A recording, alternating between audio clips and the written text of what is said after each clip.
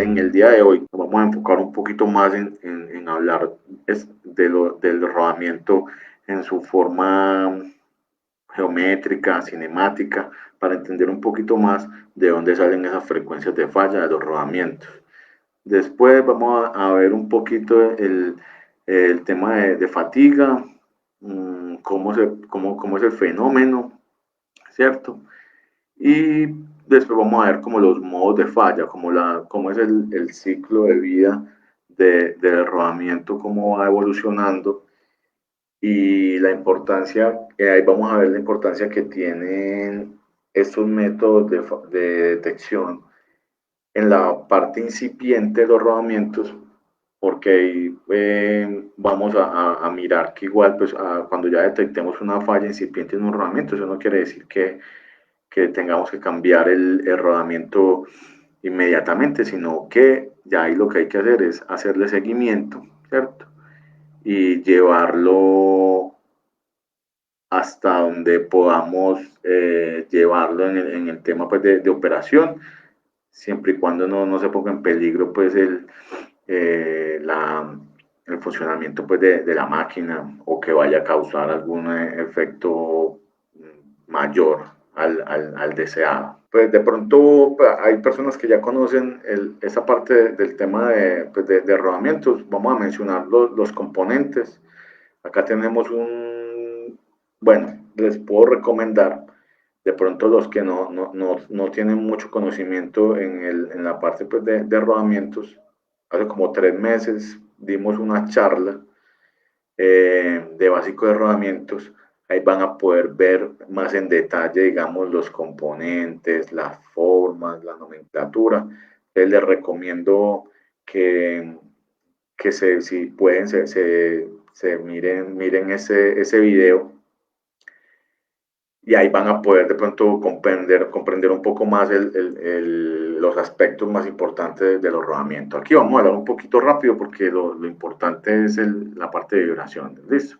Entonces, como ustedes saben, el rodamiento tiene una pista exterior, una pista interior, un elemento rodante o cuerpos rodantes, que en este caso son esferas, y tienen una jaula o canastilla, que la funcionalidad de estos es guiar los elementos rodantes. Sabemos que en los rodamientos, valga la redundancia, se presenta rodadura, ¿cierto? O sea, los elementos rodantes giran sobre la pista interior y sobre la pista exterior. Hay rotación pura en teoría, no hay deslizamiento. Cuando hay deslizamiento vamos a ver que se presenta modulación en frecuencia, eso lo vamos a ver ahorita más adelante. Pero principalmente siempre va a haber rodadura pura. ¿Listo? Acá al lado coloco como componentes que son muy importantes, son pues, lo que son las tapas metálicas, las que llamamos ZZ, o los sellos 2RS en caucho o en bitón, en nitrilo o en bitón, y también el lubricante. Pues como en la parte pues, de frecuencias de vibraciones, no van a haber unas frecuencias características de estos dos componentes, pero también son considerados componentes de los rodamientos o parte del rodamiento, porque sin esas dos, sin una de esas dos no pudiera funcionar el rodamiento, o sea, porque siempre el rodamiento va a tener que trabajar con lubricante y las tapas o sellos me va a proteger de la contaminación. Ahorita vamos a ver que las principales fallas que tiene un rodamiento están más relacionadas al tema de lubricación. ¿Listo? Acá, simplemente, pues, esas son fórmulas que se ven como muy aparatosas, pero realmente no es muy complicado, simplemente es como seguirle la lógica a las ecuaciones. Igual no vamos a entrar en detalle, pues, de escribir todas estas fórmulas. Simplemente lo que quiero que tengan claro es el concepto en donde vemos que la pista interior tiene una velocidad angular, la pista exterior también pudiera tener una velocidad angular, o sea, la pista exterior también pudiera estar girando. En la mayoría de los casos, W out o W exterior es cero, o sea, porque en la mayoría de los casos siempre el eje es el que gira y la pista exterior está fija, el alojamiento y el alojamiento está fijo, ¿cierto? Pero se pueden dar casos en donde haya giro, haya movimiento giratorio en las dos pistas. Entonces, la fórmula general lo plantea así. Como les decía, el elemento rodante también rota sobre la pista interior y sobre la pista exterior.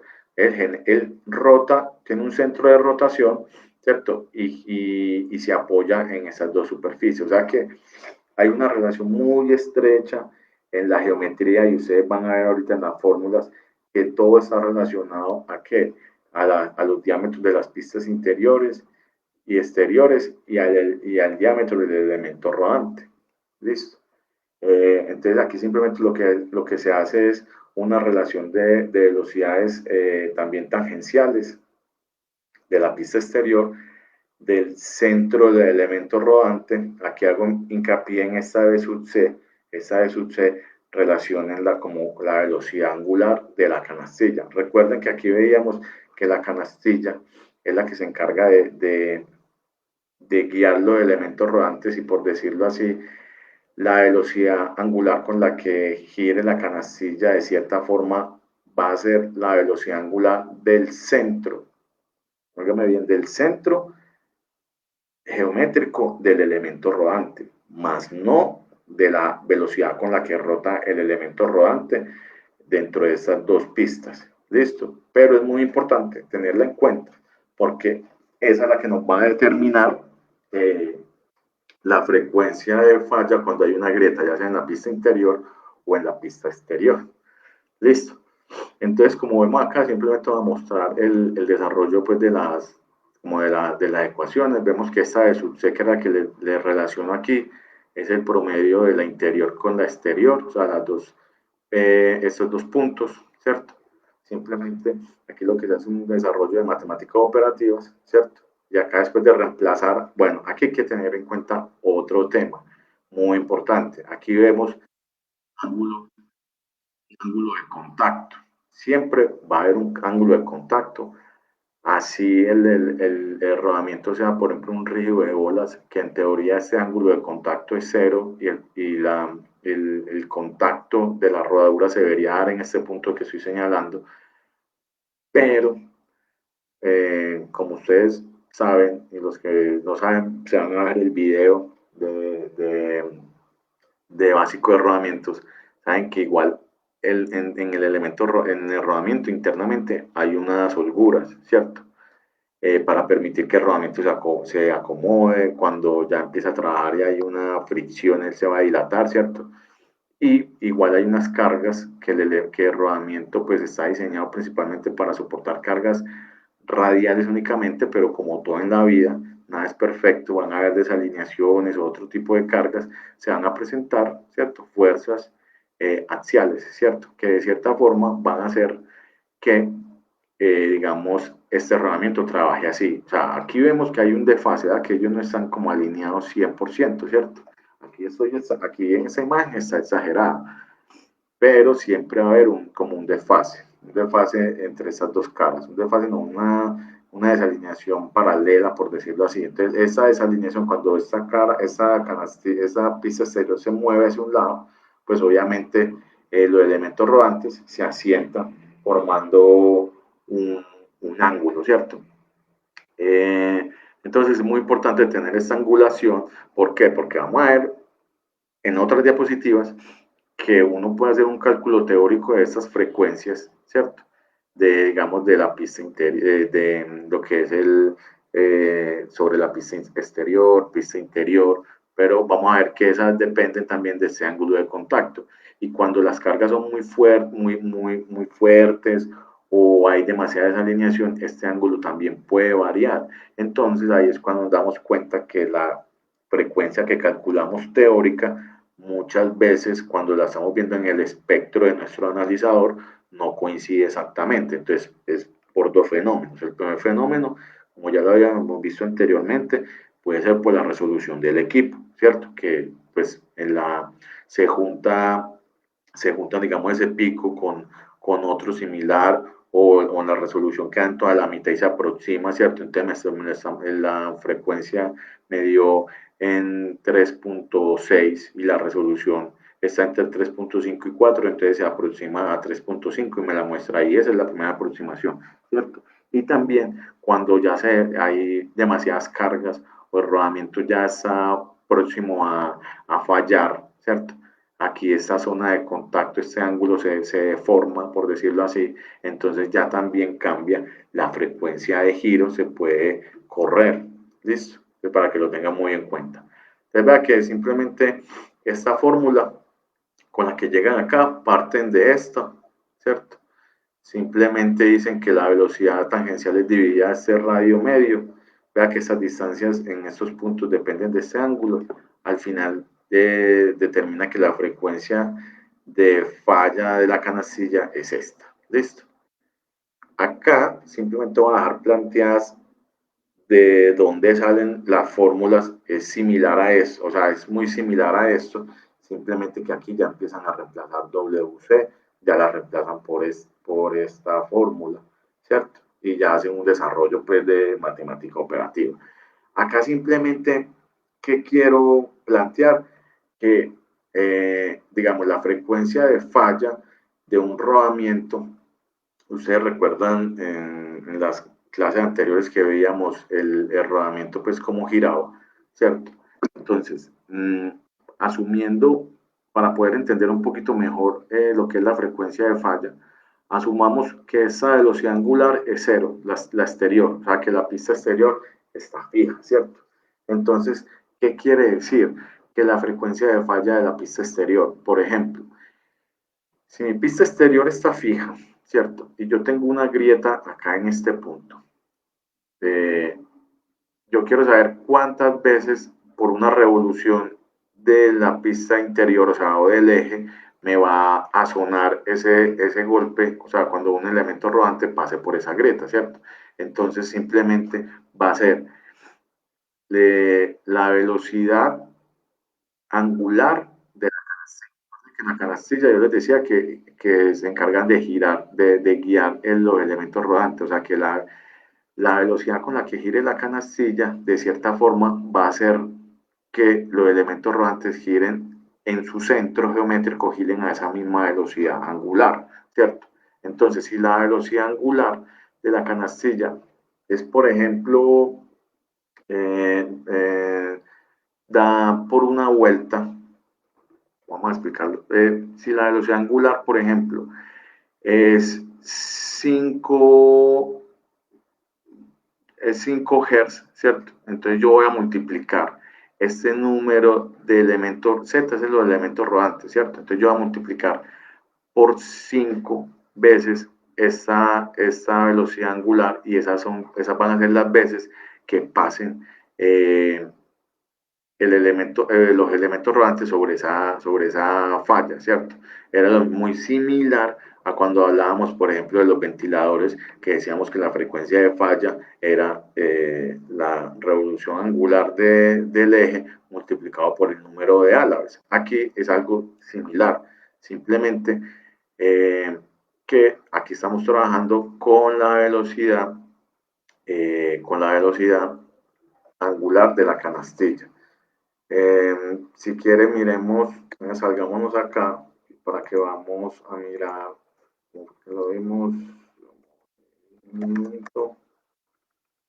movimiento de rodamiento. Más si nos sale aquí en Wikipedia.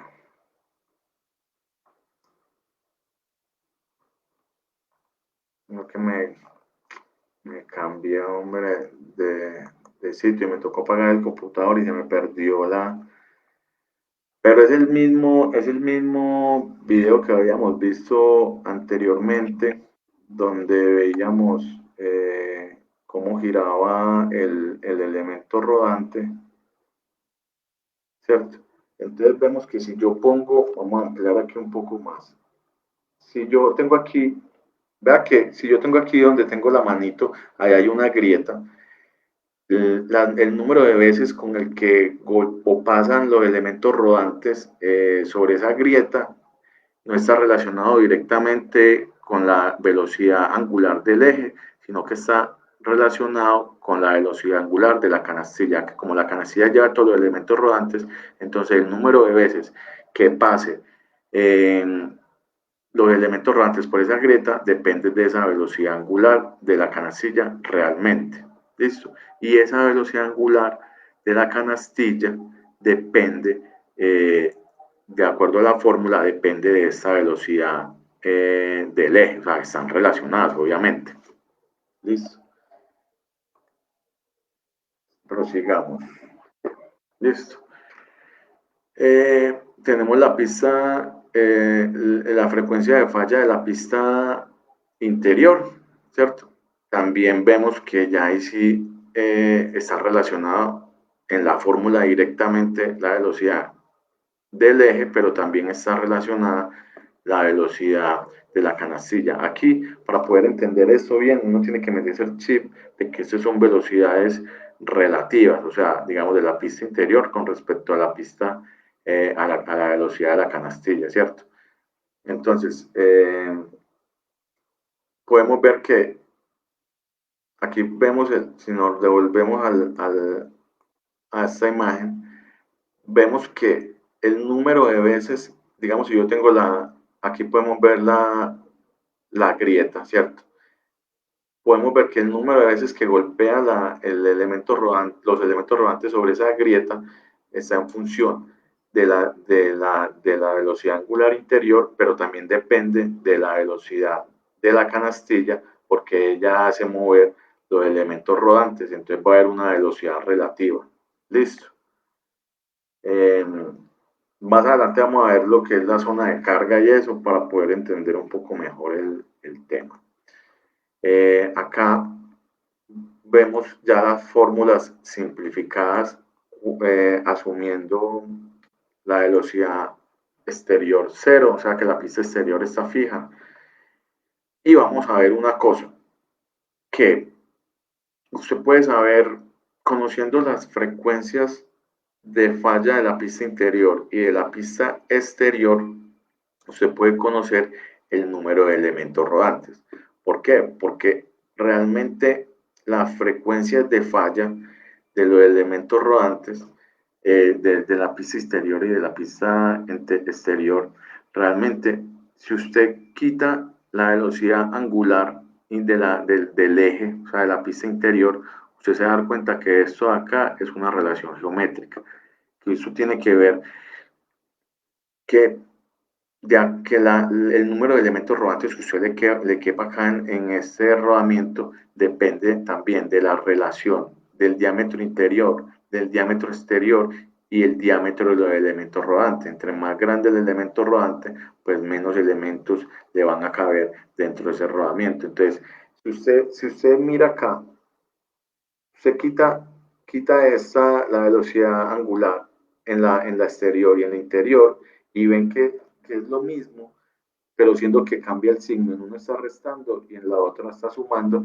y que realmente esto es una relación geométrica. Y si usted suma estos dos, ¿cierto? Suma estos dos, realmente le va a dar el número de elementos rodantes. O sea, sumando las dos frecuencias de falla, la pista interior y la pista exterior, le va a dar el número de elementos rodantes, obviamente quitando o dividiendo por la velocidad angular del eje. Listo. Esto es un dato, pues es como un dato que nos, nos puede servir de pronto. Hay clientes que le preguntan a uno, ve que cuántos elementos rodantes tiene este rodamiento, porque puede que cambie entre marcas de rodamientos, las frecuencias de falla pueden cambiar, son muy similares, pero usted igual puede, digamos, en ríos de bolas tamaños medianos, normalmente el número de elementos rodantes varía entre 7 y 14 elementos rodantes. Entonces puede que en una marca utilicen 9 elementos rodantes y en otra marca utilicen 10. Lo ideal sería pues conocer la marca de rodamiento que vamos a analizar y buscar eh, por catálogo o en las plataformas las frecuencias de falla. Inclusive en la documentación que les pasé, ahí la que tenemos en el Drive, les puse el listado de lo que es la frecuencia de falla en la marca NTN para los rodamientos de olas. Ahí están una gran cantidad de frecuencias de falla. Listo, prosigamos entonces.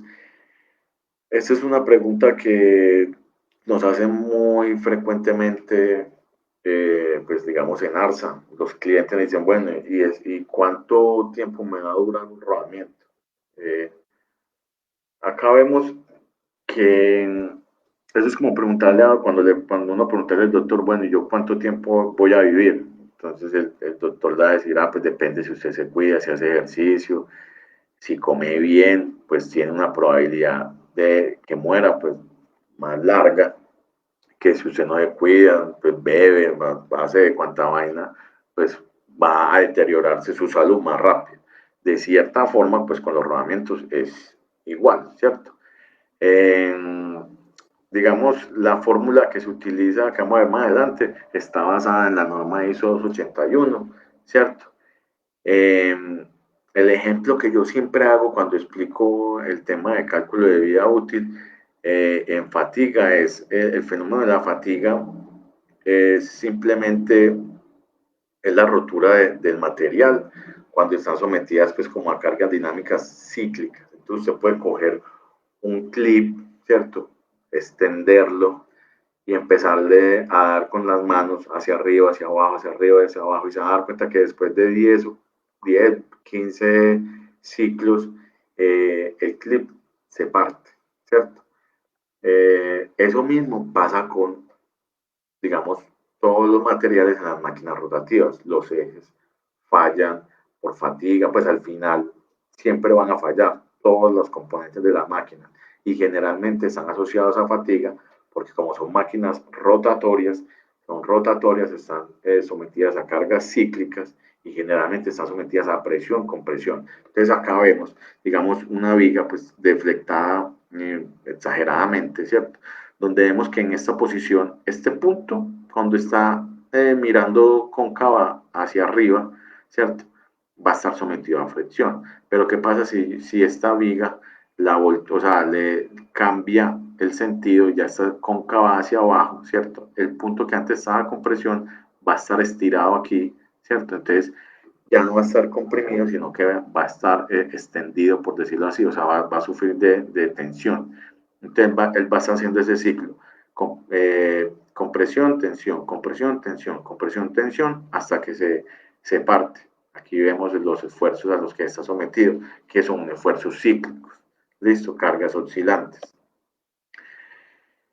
Vamos a ver como una aproximación, pues para que se entienda un poquito más, digamos, lo que pasa en el elemento rodante, pues de cierta forma, los rodamientos, pues lo que es la superficie que están en contacto, se forma de esta manera, ¿cierto?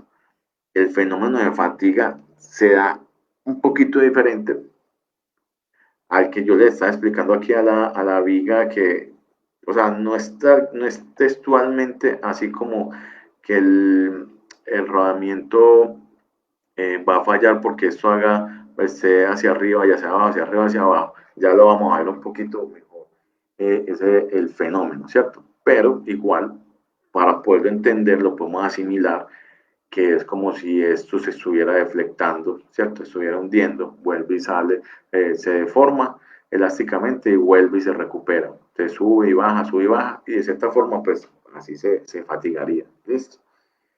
Vemos que en los elementos rodantes o en el rodamiento como tal, cuando tienen una carga puntual, siempre en una misma dirección, eh, y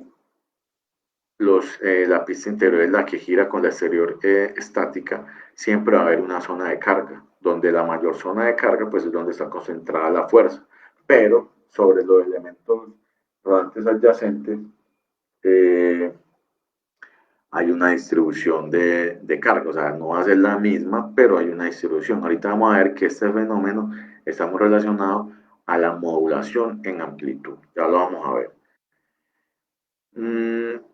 Realmente el fenómeno de fatiga que se da en el rodamiento es este. Es cuando, recuerda que yo les decía que el elemento rodante rotaba, o sea, aquí hay rotación pura, ¿cierto? Entonces hagan de cuenta que para que esto pueda girar, ¿cierto?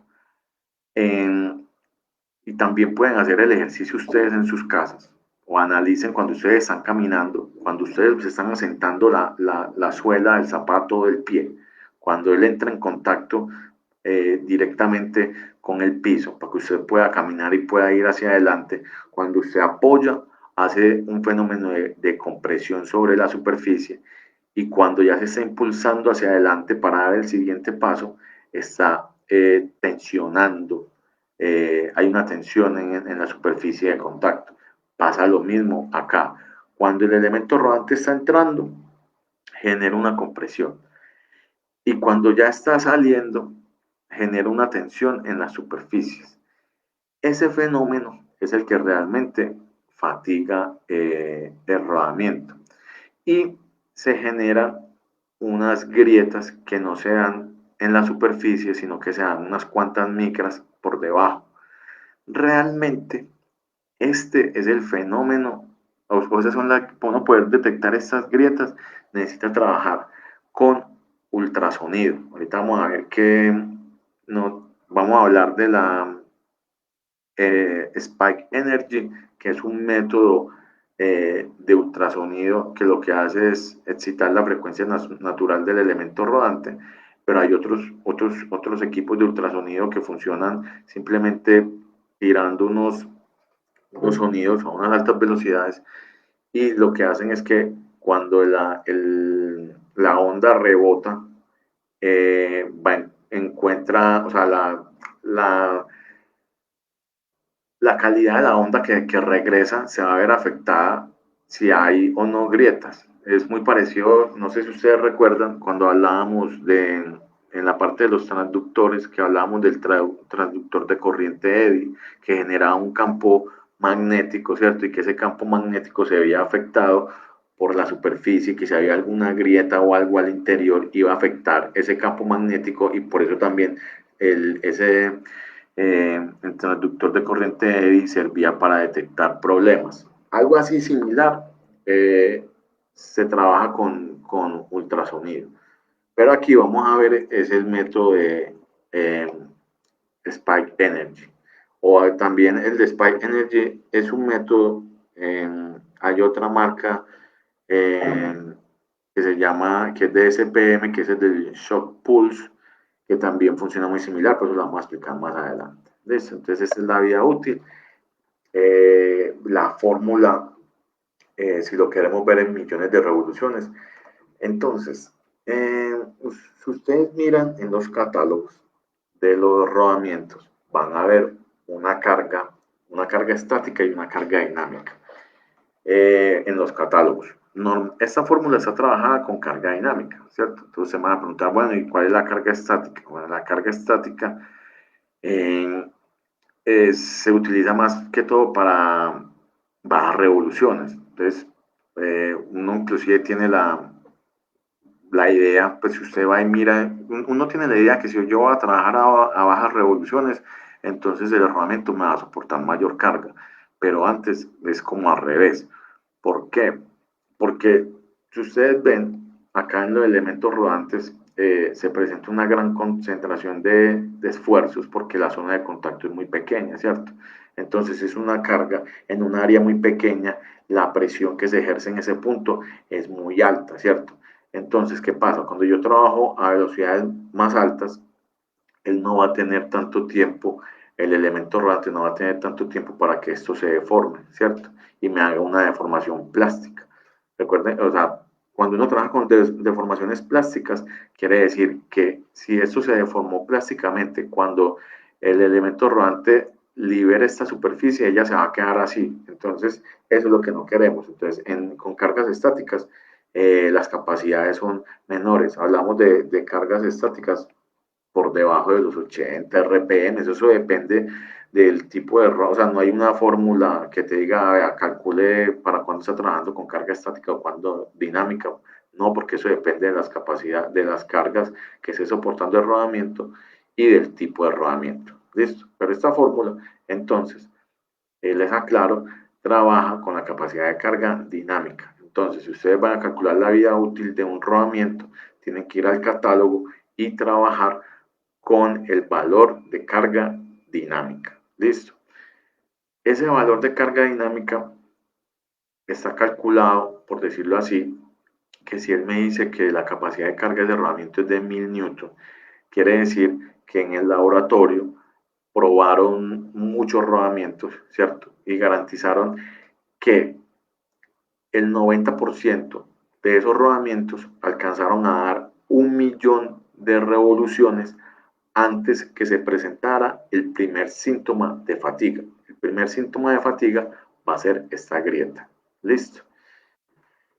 Entonces, la fórmula que dice, ah, sí señor, usted trabaja este dato de catálogo que es la C, ¿cierto? Que en el catálogo que aparece como C sub 0, digamos en el de Scheffler, aparece como C sub 0. Y usted tiene una P mayúscula acá. Esa P mayúscula es la carga que va a soportar el rodamiento. ¿Listo? Y simplemente hace esta división y eleva a la potencia P. La P puede tener dos valores. Si es un rodamiento de rodillos, es 10 tercios. Y si es un rodamiento de bolas, eh, el valor es 3. ¿Listo? Y también usted puede relacionar, eso está dado en millones de revoluciones, pero muchas veces los datos que uno toma están dados principalmente en horas, porque uno normalmente no cuenta las revoluciones en la máquina, ¿cierto? Entonces puede trabajar con esta fórmula, ¿listo? Con la de horas, para poder ver esos parámetros y poderlos completar, que poderlos comparar, perdón. Por ejemplo, esto es un cálculo de vida únicamente teniendo en cuenta la fatiga por carga. Después hay que aplicar unos factores ya de funcionamiento, por decirlo así, o de factores de operación que tienen que ver si está sometido a impactos, si está sometido a contaminación, si está sometido a altas temperaturas, ¿cierto? Eso es en el catálogo, hay unos factores donde usted, por ejemplo, puede que aquí le diga que me va a trabajar 100.000 horas, pero después de aplicar todos esos factores, a la final me dice, este rodamiento, la vida útil, está calculada para 1000 horas. Listo. Yo puedo hacer ese estimativo y validar si efectivamente el cálculo que hice, si fue acertado y si coincidió con las horas reales que trabajó. Eso es uno. Y lo otro que puedo hacer es que, digamos, en el libro de Scheffler, en el catálogo general, en el HR1, que también lo va a montar en el Drive, porque hay mucha teoría de rodamientos, hay unas tablas con unos estándares. Entonces dicen, rodamientos de bolas que funcionan en motores de tanto caballaje. Entonces te da un rango entre 10.000 horas y 500.000 horas. Es un rango muy grande, pero te da un estimativo que si él dice que lo mínimo son 10.000 horas, si usted está funcionando nada más 2.000 horas, quiere decir que ahí puede haber un problema. ¿Listo? Simplemente para que usted se compare pues, con el estándar internacional, por decirlo así. Bueno, entonces aquí vamos a ver un ejemplo muy similar al que vimos hace 2 semanas de lo que afectaba en la vida útil un problema de desbalanceo. ¿Listo? Aquí vemos que nos dan unos datos que la capacidad de carga del rodamiento es de 87.100, o sea, este es el dato que yo encontré en el catálogo de carga dinámica. Y el rodamiento va a estar sometido a una carga equivalente de 4.358. A la final, ese es el dato que es más difícil de calcular, porque este no es sino ir al catálogo y lo encuentras. Pero realmente determinar cuánta carga está soportando el rodamiento es de lo más complicado. Listo. Entonces, hacemos el reemplazo. 2.220 son las RPMs. metemos la fórmula y nos dice que esa máquina, eso es un rodamiento en un ventilador centrífugo, duraría 59.933 horas. Listo. Después nos dicen, bueno, suponga que ese ventilador tiene un desbalance de 20 gramos ubicado a 600 milímetros del centro de rotación y que el rodete o la masa total es de 95 gramos, ¿cierto? Esto nos va a dar aquí una fuerza, que es ¿se acuerdan? La fuerza de desbalance que veíamos hace 2 semanas, ¿cierto? Esa fuerza, suponiendo que este rodamiento está nuevo y que no tiene problemas de desalineación, que no tiene, o sea, que el único problema que va a tener es de desbalance, ¿cierto? O sea, que es la única carga que va a sumar ahí. Entonces la podemos meter, reemplazar en esta fórmula y vemos que como simplemente 20 gramos a un diámetro pues que es de 600 milímetros y siempre es bastante, todo lo que nos reduce, como en un 40% nos va a reducir la vida útil de ese rodamiento. Entonces, ahí la importancia de balancear bien, de hacer buenas alineaciones, todo lo que nos afecta los rodamientos. Eh, Aquí, ahorita que hagamos el análisis de fallas, yo creo que ya vamos para fallas de rodamiento, es muy importante cuando estamos haciendo análisis de vibraciones, la idea también es, si tenemos la posibilidad, es hacer el análisis con el rodamiento, o sea, digamos, detectamos una falla, se hizo el cambio y la idea es validar con el rodamiento que se bajó si efectivamente el problema que estábamos detectando, si es. ¿Por qué? Porque, como lo he repetido muchas veces, todo el mundo le echa la culpa al rodamiento. O sea, digamos, el rodamiento falla y generalmente, no, es que el rodamiento es malo. No. Recuerden que, bueno, y los que por primera vez el tema de rodamientos, pues el rodamiento es el fusible mecánico de la máquina. O sea, el rodamiento es el que absorbe todos los problemas de la máquina, problemas de desalineación, de desbalanceo, también es pues por decirlo así, es como el consumible de la máquina. Normalmente uno cambia los rodamientos mucho más seguido que cambiar, digamos, los piñones en una caja de engranaje. Yo prefiero o sea, que los rodamientos sean que absorben los problemas porque yo prefiero cambiar los rodamientos a no tener que mandar a mecanizar un eje nuevo o un piñón nuevo que es mucho más costoso. Listo. Este dato quiero que lo tengan muy presente. Vea que de todas las ocurrencias de fallas de garantías, realmente el 0.035% están relacionados a problemas de fabricación, problemas, o sea, son probables defectos de fabricación. Listo, o sea que inclusive ese valor puede ser mucho menor. Como vemos, la mayor causa es la contaminación de partículas. Ustedes igual pueden, esos porcentajes varían de acuerdo como a la fuente donde usted consulte. ¿No? Puede que en uno te diga que es el 40% y en lubricación sea un 20%, ¿cierto? Pero igual todos están como muy relacionados. Aquí cuando hablan de montaje, estamos hablando de montaje y desmontaje también. Listo. Lo digo porque hago mucho énfasis en esto, porque también nos encontramos con, cuando vamos pues a la industria, nos dice, sí, no es que aquí vinieron a hacer un análisis de vibraciones y dijeron que los rodamientos son los que están malos. Pero la idea cuando uno hace el análisis de vibraciones no es simplemente encontrar lo que está poniendo problema, lo que hay que cambiar, sino también, ya ustedes han visto el análisis que se puede hacer y detectar que los otros problemas son los que afectan la vida útil del rodamiento, es decir, sí, lo que pasa es que los rodamientos están fallando muy seguidos, pero es por un problema de desalineación, o sea, la idea es encontrar la causa raíz del problema. Entonces vemos que las fallas más comunes, digamos, lo más común es problemas de lubricación, ya sea porque haya poco lubricante, exceso de lubricante, porque el lubricante se contamina, o sea, aquí podemos mezclar estas dos. Hay diapositivas o gráficas que juntan estas dos, entonces dicen, sí, hay problemas de lubricación, y entonces dan un 60%, ¿cierto? Eh, Principalmente es problemas de contaminación, que a veces no se selecciona el lubricante adecuado. ¿Listo? También hay problemas cuando trabajamos con motores y los motores tienen variadores electrónicos de velocidad.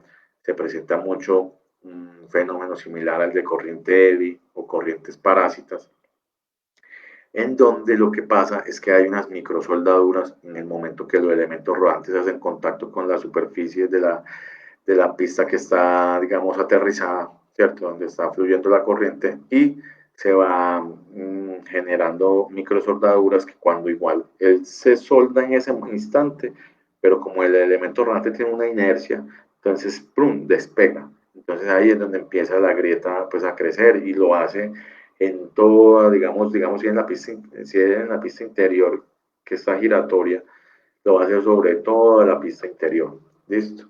Problemas de corrosión que están relacionados a contaminación y eso. Holguras excesivas, también les recomiendo, si quieren pues, revisar ese tema, están interesados, hace como un mes, 2 meses, hubo una charla de ajustes y tolerancias.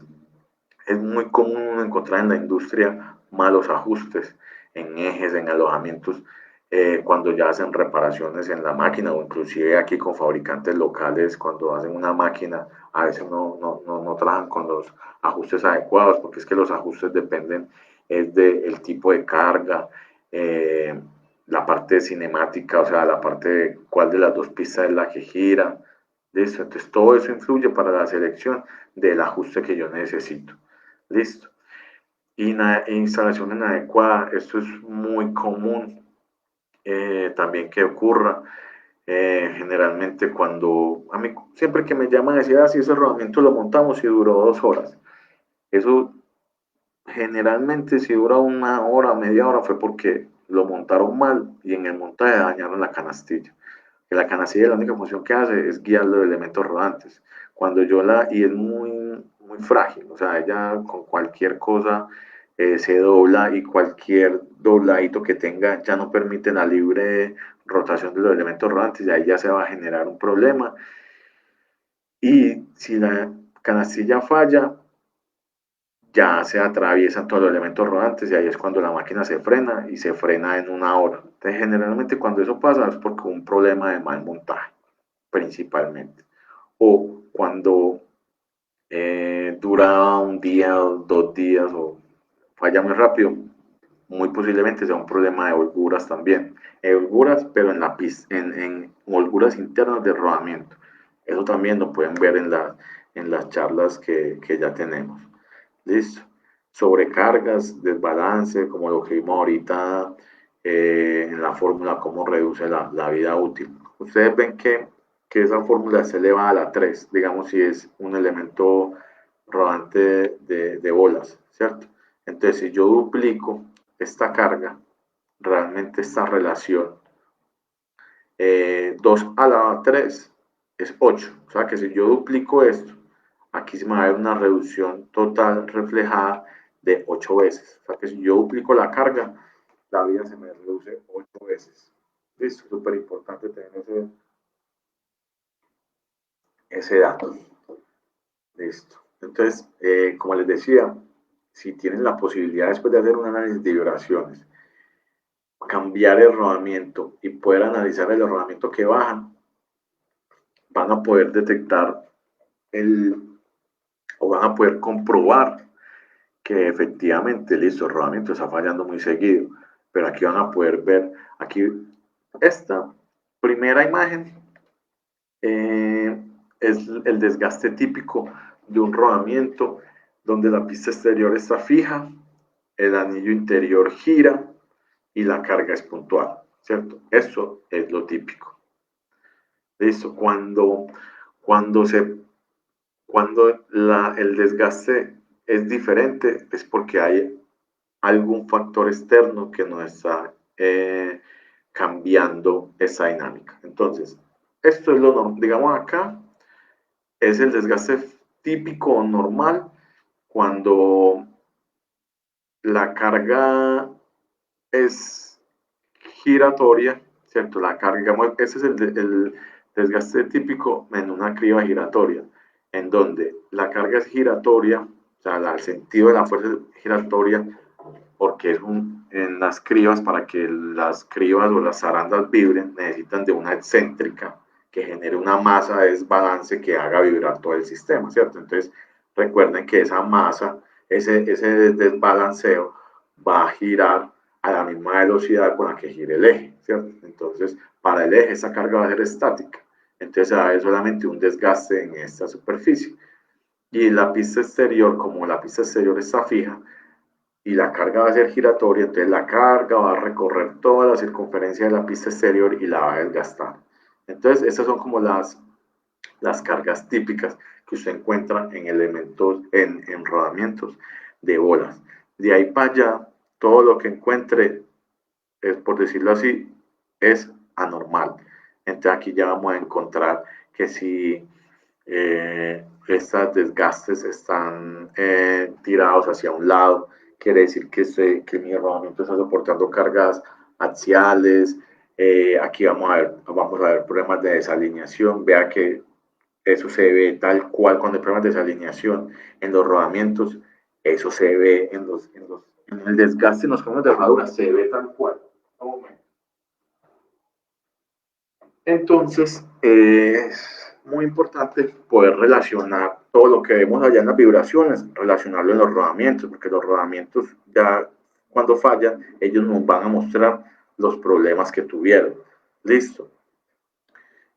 Aquí vamos a ver, digamos, cuando el rodamiento, lo que les hablaba ahorita, acuerda que les dije que cuando un rodamiento se duraba un día, 2 días, muchas veces era porque la holgura interna no era la adecuada. Aquí uno se da cuenta que el rodamiento fue precargado, porque se supone que si el rodamiento, la pista interior es la que gira, la carga es puntual y el exterior está fijo, este desgaste debería ser de esta forma, ¿cierto?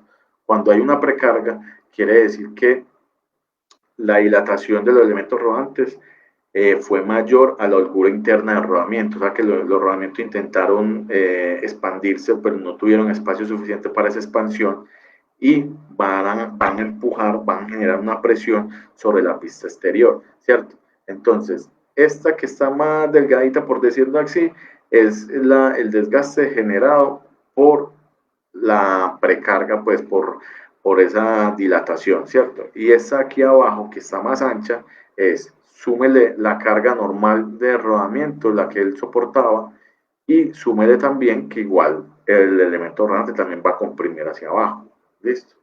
Este es un fenómeno degenerativo muy rápido, donde, porque es algo que es cíclico. ¿Por qué? Porque si yo genero mayor carga, se va a generar mayor fricción, si hay mayor fricción hay más temperatura, y si hay más temperatura hay más dilatación, si hay más dilatación, si intentas expandir más y comprime más, y entonces si hay más compresión, vuelve el ciclo, hay más fricción, y si hay más calentamiento, hasta que esto se destruye y queda el rodamiento soldado. Muchas veces queda soldado, toca partir con disco para poder desmontar ese rodamiento. Listo. Eso es lo mismo con rodamiento de rodillos. Aquí también pueden comprobar si hay cargas axiales, si hay cargas de desalineación o si hay combinaciones de cargas. En el catálogo les voy a dejar, en el drive les voy a dejar la norma ISO que habla de fallos de rodamientos, que es muy larga, es muy completa, el catálogo de FAC, que es muy completo también, pero a veces uno no tiene tanto tiempo para leer todo eso, y les voy a dejar otro catálogo que es muy chévere, que es el de el Dr. Bering de NSK, que es un poquito más compacto, un poquito más resumido y a veces le permite uno como trabajar de una forma más ágil. Pero si usted ya quiere entrar a profundizar en el análisis de alguna falla en específica que usted tenga en su planta, le recomiendo que trabaje esa norma y que trabaje con el catálogo de FAC, que es muy completo. Listo. Aquí ya empezamos a entrando un poco más otra vez en la parte pues como de las vibraciones. Aquí hablamos de efecto localizado, pero realmente eso es una exageración, eso no sería un efecto localizado, sino que lo puse ahí pues para que se vea en la imagen. Pues realmente cuando hablamos de localizado estamos hablando de grietas pequeñas en puntos específicos. Eso es lo que tiene aquí, es un rayón. Pero en comparación de esta falla que ya tiene el cerramiento, pues sí puede decir que es una falla distribuida. Ahorita vamos a ver que de acuerdo a la etapa de vida de rodamiento, pues las frecuencias de falla o el espectro que vamos a analizar va a ir cambiando en el tiempo. ¿Listo? Vemos que estas son las cuatro zonas del espectro, digamos, en rodamientos, y vamos de derecha a izquierda en la parte, bueno, esto siempre lo vamos a ver, porque estas, digamos, estas frecuencias de cierta forma no dependen del rodamiento, sino aquí en esta zona es donde vamos a ver todos los problemas estructurales de la máquina. Cuando hablamos de estructurales, recuerden que hablamos de desbalanceo, de desalineación, de holguras, listo. Hablamos la zona de efectos de rodamientos, aquí ya, pues aquí es porque estamos hablando únicamente de rodamientos, pero en esta zona en frecuencia, aquí también pueden encontrar las frecuencias de falla de dientes de piñones, de los ventiladores, listo.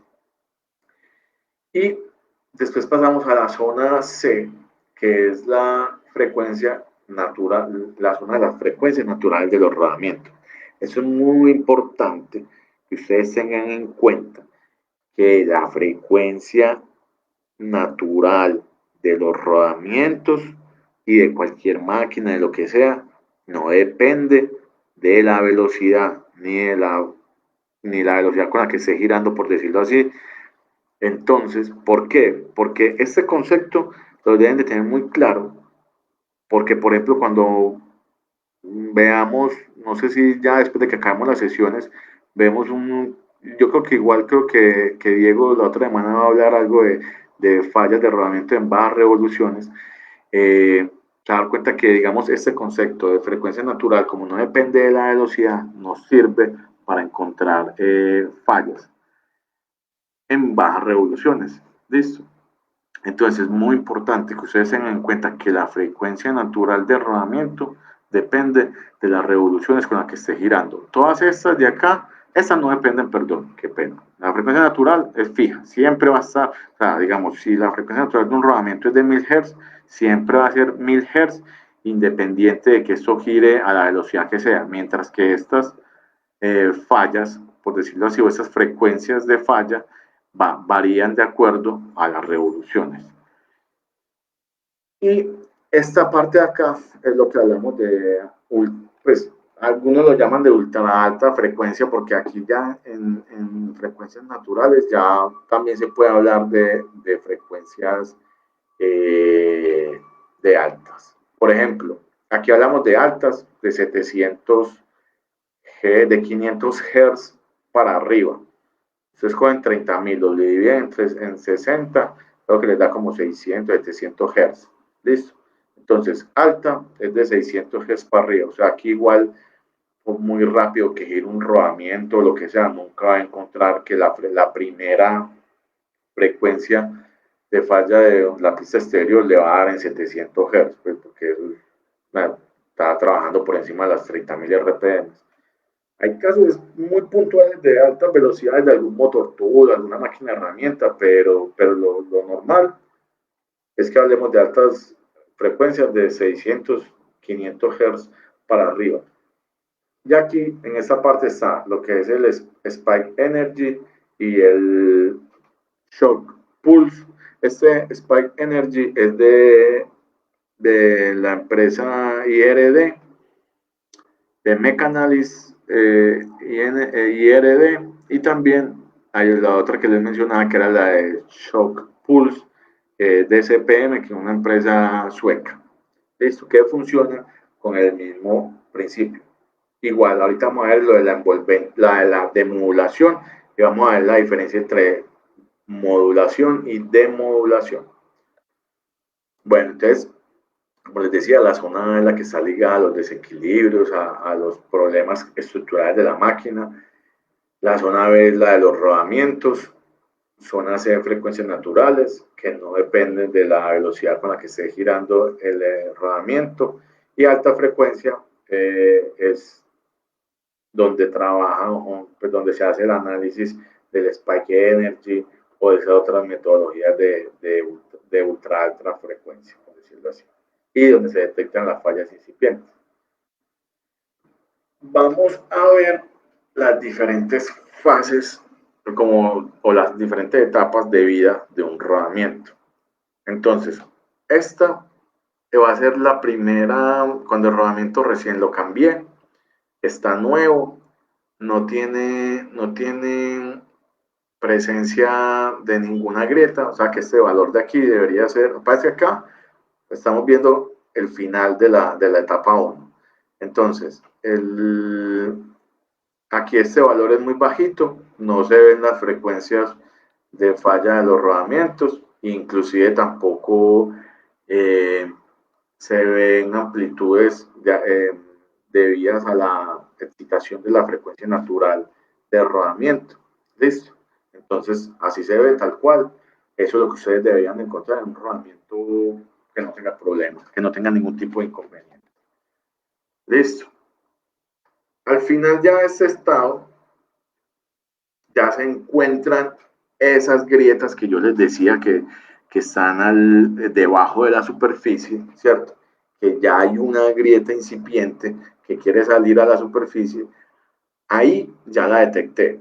Y como ven, ya la vida útil o lo que le queda remanente es entre un 10, 20%. O sea, no es que el rodamiento vaya a fallar más, vaya a fallar ya, pero hay que empezar a hacer seguimiento. Entonces, si ese rodamiento normalmente me dura 5 años y ya lo detecté y digamos que me queda un 20%, quiere decir que tengo un año para hacer seguimiento, tengo un año para planear cuándo voy a hacer ese cambio, tengo un año para mandar a pedir un rodamiento. Entonces, cualquiera puede decir, ah, no, pero muy exagerado, pues un año yo voy a pedir un rodamiento.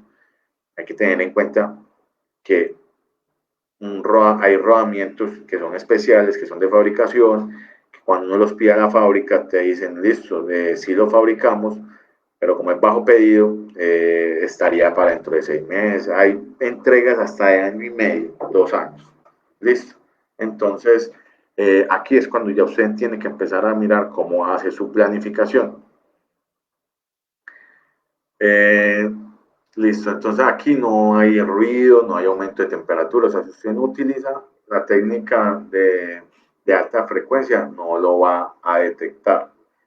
Eh, Listo, generalmente los equipos, los analizadores de vibraciones, vienen pues con hay unos que vienen ya, los equipos que son muy completos, incorporan, digamos, algunos de estos métodos, o hay unos equipos más sencillos que, que no traen el método de alta frecuencia, sino hay que trabajarlo aparte. Generalmente el de Spike Energy o esos equipos de medir únicamente eso, lo vamos a ver más adelante, sería equivocado. O sea, eso hay que medirlo. Cuando va a medir altas frecuencias, también tengo que hacer un comparativo con análisis de aceleraciones con un equipo normal. Listo. Nosotros vendemos, no vendemos uno que mide Spike Energy, sino que vendemos uno el que les digo que es de SPM, que es el que mide impulsos de choque. Listo. Acá los valores que encontramos, esta, estos valores, esta unidad que son como gravedades de Spike Energy, es una escala que ellos se inventaron, o sea, eso no está bajo ninguna norma. Ellos dan como unos valores, ahorita vamos a ver una tabla, unos valores de referencia, pero como tal, eso no está normalizado. ¿Listo? Ya aquí, en la segunda fase, ya podemos ver que se ha aumentado un poco el valor de Spike Energy, la unidad de medida, y que acá empezamos a ver picos en la frecuencia natural de rodamiento. O sea, aquí vamos a ver lo que es lo que llaman el método de modulación. Acá lo que se hace, que lo vamos más adelante, es que hay el pulso que se genera cuando golpea el elemento rodante sobre la grieta, excita la frecuencia natural de rodamiento, ¿cierto? Y se hace un proceso de modulación, ¿cierto? Y nos lo va a mostrar acá. Nos lo muestra en esta parte, pero realmente el fenómeno como tal se genera aquí, en esta zona, pero me lo muestra más claro, más explicado en esa frecuencia. Eso lo vamos a ver más adelante, pero realmente el análisis o lo que se filtra en el equipo, la información que se extrae en esta zona. Listo. Pero igual acá, si usted ve en el espectro y se está mirando, recuerda que nosotros hablábamos que cuando queríamos trabajar altas velocidades, donde las aceleraciones pueden ser muy altas, pero los desplazamientos muy bajitos, uno siempre trabaja todo esto en aceleración. Listo. Y que estas zonas de bajas frecuencias, para poderlas observar mejor, era trabajar en velocidad o en desplazamiento. Listo. Entonces aquí ya nos queda un 5% de vida. Eh, ya la grieta ya salió a la superficie. Lo que pasa es que ya no se ve, no es que se vea así a la luz, o sea, con los ojos, sino que ya necesita detallar uno muy bien. Pero aquí ya se empieza a observar un leve aumento de la temperatura. Listo. Y ya hay excitación en la frecuencia natural de los rodamientos, para que lo tengan muy claro. Aquí ya tenemos que tener en cuenta que ya el tiempo para el cambio ya es menor. ¿Listo? Los valores de Spike Energy aumentan, como les mencionaba, este valor puede aumentar o puede quedar inclusive estable. Aquí ya la cosa está poniéndose un poquito ya más crítica, porque aquí ya vemos que estos niveles de Spike Energy ya aumentaron. Pues la excitación en frecuencias naturales también aumentaron y ya se están presentando bandas laterales, cuando inclusive se van a ver armónicos. Los armónicos estamos relacionados también a cuando hay impulsos o choques aleatorios. Entonces aquí ya esto se empieza a asemejar a esto, a una distribución de la falla o pues un desgaste ya distribuido, ¿cierto? Entonces aquí ya se empiezan a ver armónicos, bandas laterales, ya se empiezan a ver todos esos problemas cuando ya el rodamiento está próximo a fallar. ¿Listo? Y en esta parte aquí es donde ya está más crítica la situación. Aquí inclusive este valor desaparece y al final ya cuando va a fallar se sube increíblemente. Entonces, por eso les decía que esta técnica no se puede aplicar sola, por dos temas, porque este valor que te muestra la amplitud no te lo está mostrando en la realidad. Es un valor que es muy disipado, porque como son pulsos de alta frecuencia, es muy poquita la energía que va ahí. Entonces, cuando cuando ese pulso, ese sonido viaja, él tiene que atravesar varias interfaces. O sea, la interfase, por ejemplo, del elemento rodante con la pista, la interfase de la pista, de la cara de la pista exterior con el alojamiento y la interfase de la superficie de la máquina con el transductor. Listo, entonces ahí se va perdiendo energía y como es tan poquita, entonces ya llega muy poco. Él sí detecta, pero no es confiable y siempre hay que validar en el espectro y principalmente en la forma de onda para uno ya poder mirar la magnitud del problema. O sea, esto nos ayuda para la falla de incipientes, pero siempre después de que ya empiece a verse problemas en esta zona, en la zona A, siempre hay que validar para poder ver la magnitud, porque aquí ya este valor empieza a subir o a bajar loco. Inclusive hay casos donde desaparece y al final vuelve y aparece y se multiplica por 10 o 20 veces cuando ya es la falla inminente. Aquí ya queda inclusive ya es un tema que puede 2, 5%, ya es algo que está muy próximo, por decirlo así, al final. Y acá es cuando ya es la última etapa en donde ya inclusive ya no hay excitación de frecuencias naturales o esa excitación ya se pierde en el ruido. Acuérdense que el ruido son vibraciones o energía aleatoria más. O sea, digamos, en esta zona de acá, inclusive aquí se pueden ver armónicos. Cuando ya hay armónicos, quiere decir que ya es más aleatorio esos impactos, ¿cierto? Entonces ya está más distribuida la falla, ya antes había solamente una grieta pequeña, ya ahora hay varias, y aquí al final es cuando ya la zona ya está totalmente pues, destruido el camino de rodadura, como una carretera que estuviera sin pavimentar, ¿cierto? Entonces ya inclusive aquí se pierde la excitación se pierde dentro de esta energía y los valores aquí aumentan demasiado, inclusive desaparecen y vuelven y aparecen. Eso es fenómeno, pues, ¿por qué aparecen y desaparecen? Es un tema que se puede perder esa energía que es muy pequeña, se puede perder dentro de esta, entonces no queda como muy claro, o sea, el por qué aparece y desaparece, sí queda complicado la detección. Listo. Aquí, como les digo, ya queda menos, en esta gráfica que vemos aquí, ya queda menos de un 1% de vida útil. Aquí el cambio es prácticamente obligatorio. Listo. Aquí ya se empiezan a ver armónicos, inclusive dentro del 1 por, se empiezan a ver armónicos. Ya quiere decir que ya la energía que se disipa dentro del rodamiento por la falla es demasiado.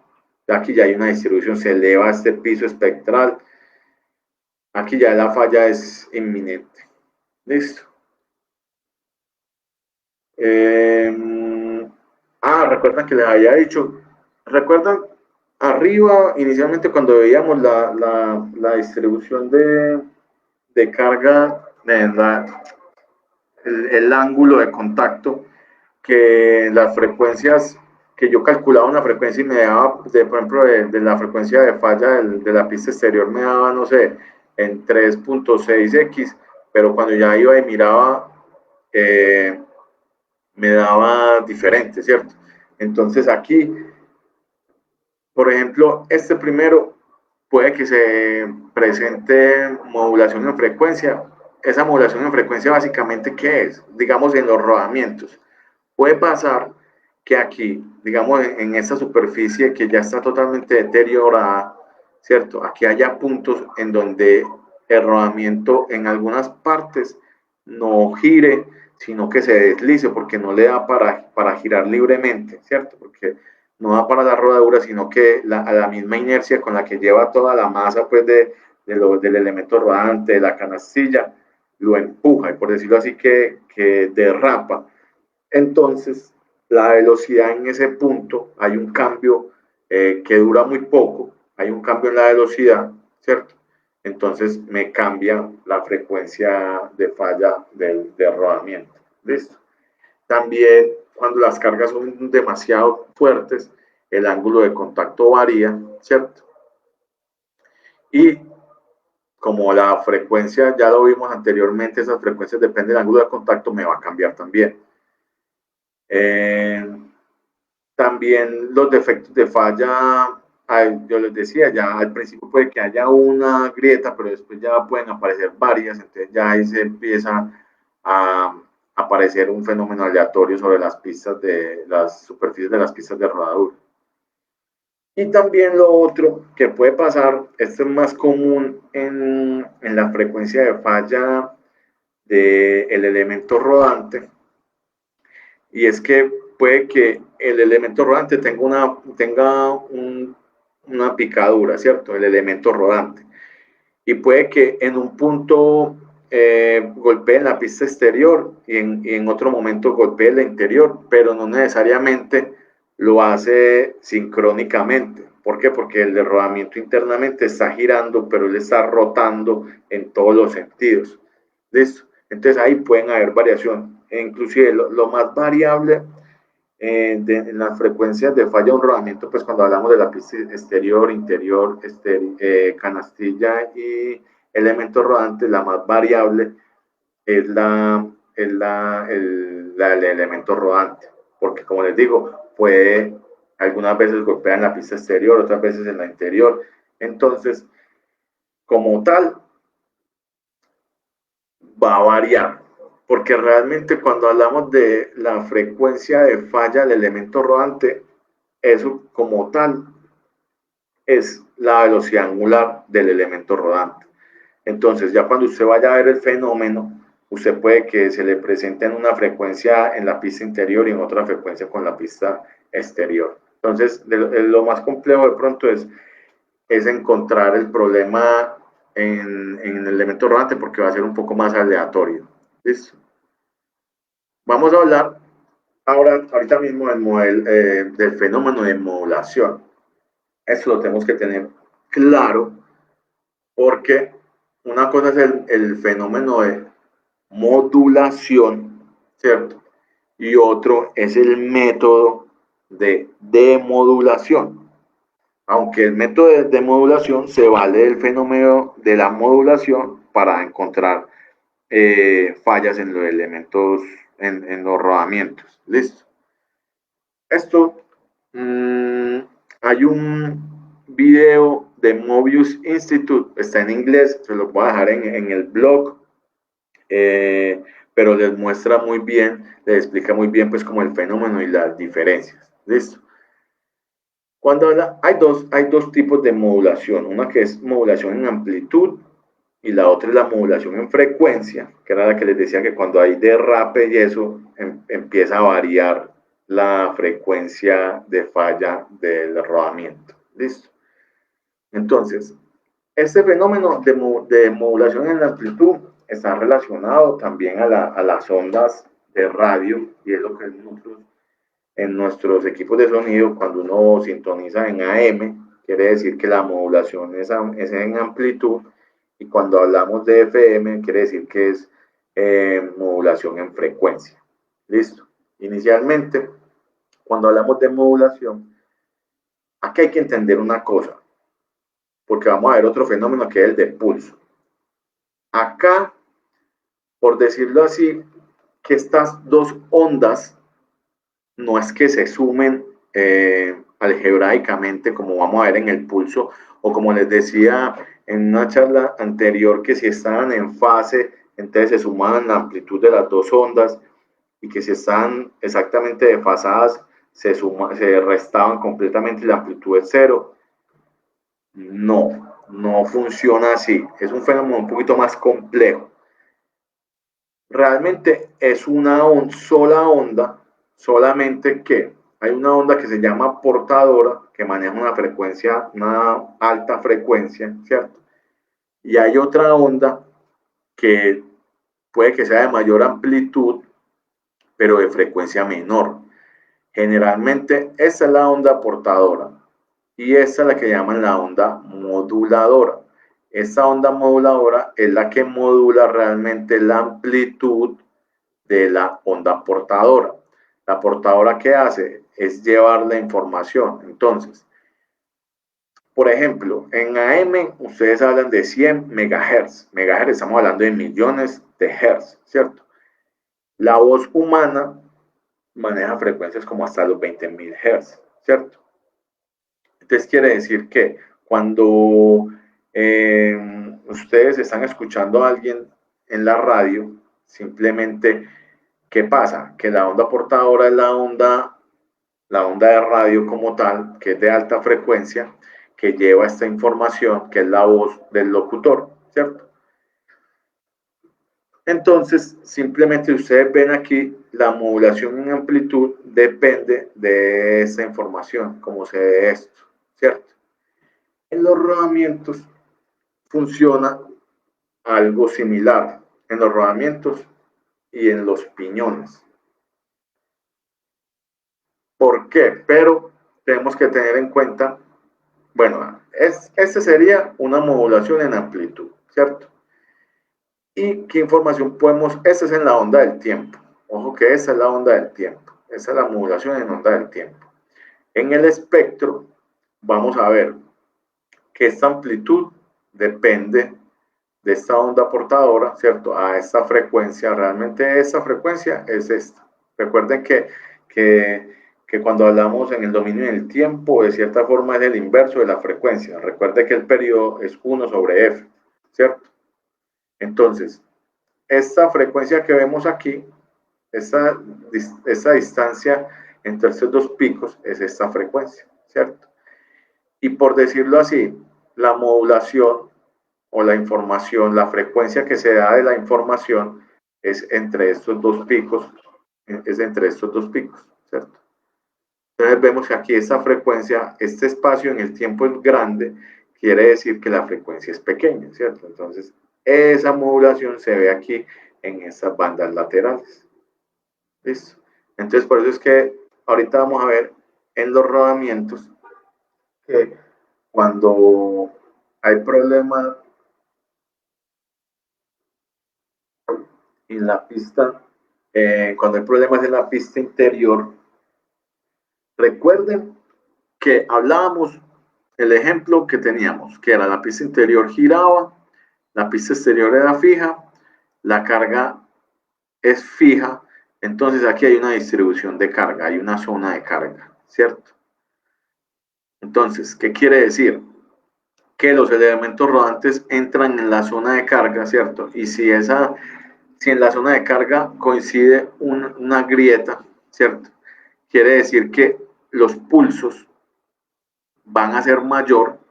Bueno, la grieta está en la pista interior, ¿cierto? Te acuerdas que la grieta está moviéndose en el tiempo, está girando, ¿cierto? Entonces, ¿dónde viene la modulación? ¿O a cómo se asemeja la modulación?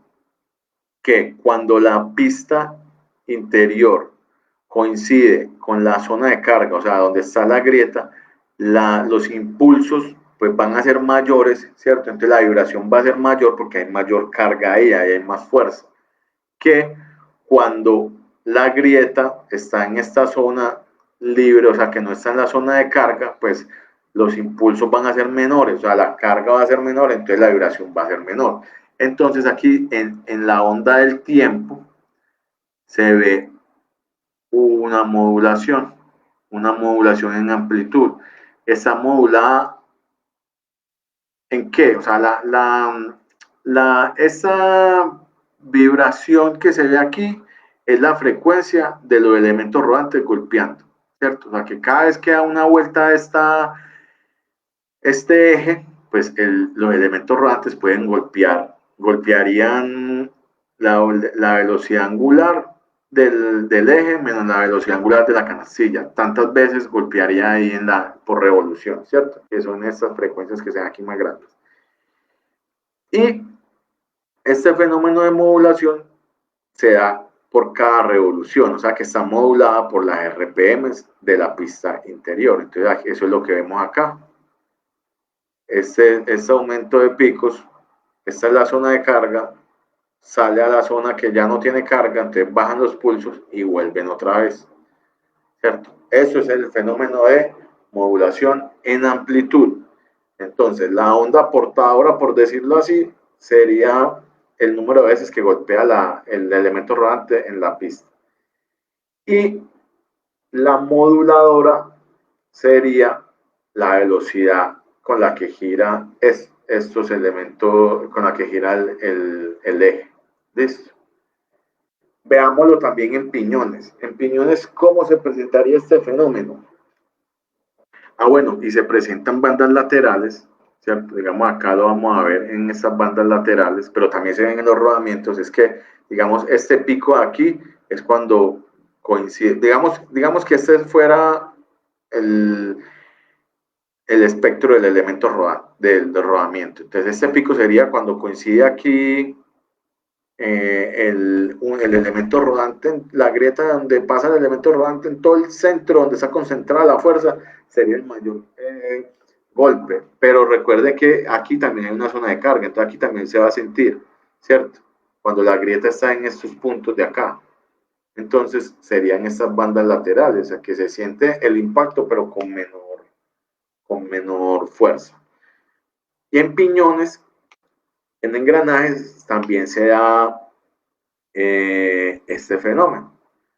Entonces, este fenómeno se da cuando, digamos, el eje, digamos, de uno de los dos engranajes está pandeado, o cuando hay un descentre, cuando eso está descéntrico, que nos va a mostrar una modulación en amplitud, porque si no están concéntricos los dos ejes, ¿cierto? Quiere decir que hay un desfase, o sea, están corridos hacia un lado, entonces, claro, va a haber una parte en la rotación donde cuando el eje se acerca más hacia el otro piñón, pues va a empujar con mayor fuerza y va a generar mayor impacto, va a chocar más. Entonces aquí es cuando se van a ver esos impactos más grandes, ¿cierto? Y los impactos más bajitos se van a ver cuando el piñón se aleje, los dientes del piñón se alejen del otro engranaje. Y aquí entonces uno igual va a poder ver la modulación en las dos revoluciones, porque aquí vamos a ver que el piñón gira a una revolución y el engranaje gira a otra revolución. Entonces aquí vamos a ver que si uno mira la forma de onda en el tiempo, va a mirar, se va a dar cuenta que esos picos corresponden al engranaje, al piñón, perdón, y estos de acá, que están más espaciados, al engranaje. Cuando hablo de engranaje es porque es el disco más grande, cuando se habla de piñón es que es el piñón más pequeño. ¿Listo? Entonces el piñón más pequeño va a girar a más revoluciones, ¿cierto? Entonces si lo vemos en el tiempo, en el dominio del tiempo, pues estos ciclos van a ser más cortos que si yo los miro en el engranaje, estos picos van a ser más alargados. ¿Listo? Pero igual da que se ve el fenómeno de modulación en los dos. Listo. Eso es muy importante que entiendan este concepto de modulación. Y hay otro fenómeno que es el que yo les he estado hablando, el fenómeno de modulación en frecuencia. Quiere decir que hay una variación en la rotación del eje, o pues estamos hablando de rodamiento como tal. Entonces ahí, por ejemplo, se presenta esos fenómenos de modulación en frecuencia, se presentan mucho, por ejemplo, en piñones, cuando hay un defecto en uno de los dientes, en donde se supone que en los piñones, en los dientes, hay rodadura pura. Si ustedes miran un video de unos engranajes eh, entrando en contacto uno con el otro, se pone a ver que el punto sobre donde se va moviendo el punto de contacto de los engranajes tiene una forma curva se llama, no me acuerdo, como el perfil del diente, está diseñado de tal forma que cuando él entra en contacto con el otro diente, los dos van girando al mismo tiempo y ahí es rodadura, no hay deslizamiento. Pero cuando ya se empieza a deformar ese perfil, o cuando hay holgura, digamos, o no haya apriete suficiente en el piñón, se empieza a presentar un deslizamiento entre los dientes, entonces obviamente pues los piñones no van a girar exactamente igual, sino que va a haber un momento donde puede que se devuelva y vuelva otra vez como a coger el cauce, por decirlo así.